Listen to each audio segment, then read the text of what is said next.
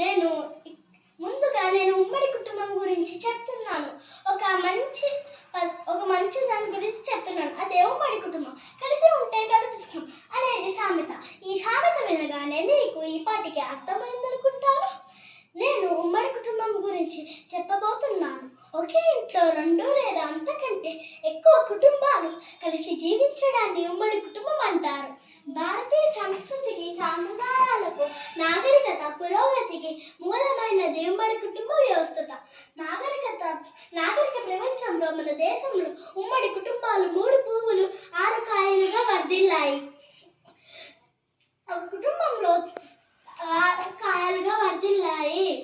ఒక కుటుంబంలో తాత మొదలు వారి పిల్లలు ఇలా 3 నుంచి 4 తరాలు ఉమ్మడి అనే గొడుగు కింద ఒదిగిపోయేవి. ఇంటిలోని పెద్దకు అందరూ గౌరవం ఇవ్వాల్సిందే. ఇంట్లో తాతలు, అమ్మమ్మ, నాయనమ్మ, పెద్దమ్మ, పెద్దనాన్న, చిన్నమ్మ, చిన్ననాన్న, అత్త, మామయ్య ఇలా అందరూ కలిసి జీవించడాన్ని ఉమ్మడి కుటుంబం అంటారు. ఆ కుటుంబ పెద్దగా అవ్వను నాయనో ఉంటారు. ఆ పెద్ద ఎవరు ఏ పని చెయ్యాలనేది చెప్పేవారు. అవ్వను తాతను చిన్న పిల్లలని పొద్దంతా చూస్తూ ఉంటారు. వాళ్ళు పిల్లలకు ఆటలు, కథలు, పాటలు నేర్పిస్తారు. రామాయణం, భారతం వంటి పురాణాల్లోని కథలు చెప్పి నీతి బోధ చేస్తారు. తప్పు ఒప్పులు చెప్తారు.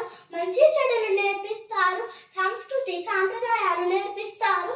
ఉమ్మడి కుటుంబంలో పనులు కలిసిమెలిసి చేసుకుంటారు. కష్ట సుఖాలు కలిసి పంచుకుంటారు. ఆప్యాయతలు, అనురాగాలు ఎక్కువగా ఉంటాయి. విచ్ఛిన్నమవుతున్న కుటుంబాల మధ్య తిరిగి సఖ్యతతో ఉమ్మడి కుటుంబాలను పెంపొందించాలనే ఉద్దేశంతో ఐక్యరాజ్య సమితి జనరల్ అసెంబ్లీ 1992లో మే 15న అంతర్జాతీయ కుటుంబ దినోత్సవాన్ని జరుపుకోవడానికి నిశ్చయించింది. ఈ రోజున కుటుంబాలలో నెలకొన్న విభేదాలను తొలగించి ఆయా కుటుంబాలలో సిరిశాంతులు నెలకొల్పడం వంటి లక్ష్యాలతో అంతర్జాతీయ కుటుంబ దినోత్సవాన్ని జరుపుకోవటం ముఖ్య ఉద్దేశమని చెబుతూ ఇక్కడితో ముగిస్తున్నాను. నాకు అవకాశం ఇచ్చినందుకు ధన్యవాదాలు.